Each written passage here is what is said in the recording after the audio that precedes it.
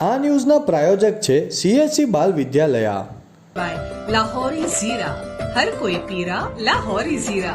ધરમપુરના bypass road પર આવેલી સ્વામિનારાયણ હોસ્ટેલમાં એક વિદ્યાર્થીની સભામાં સમયસર નહીં પહોંચતા વોર્ડન મેડમ દ્વારા બાથરૂમમાં પૂરી દેવાતા તબિયત લથડતા સારવાર હેઠળ સાઈનાથ હોસ્પિટલમાં ખસેડાઈ અને મામલો પોલીસ મથકે પહોંચ્યો।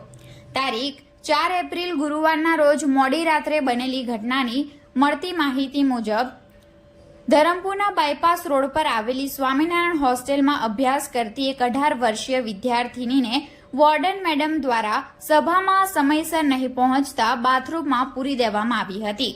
જો કે આ ઘટનાની જાણ વિદ્યાર્થીનીના પિતાને થતા તેઓ તાત્કાલિક હોસ્ટેલમાં પહોંચી બાથરૂમમાં પૂરેલી વિદ્યાર્થીનીની તબિયત લથડતા તેને સારવાર હેઠળ ધરમપુરની રાજચંદ્ર હોસ્પિટલમાં ખસેડવામાં આવી હતી।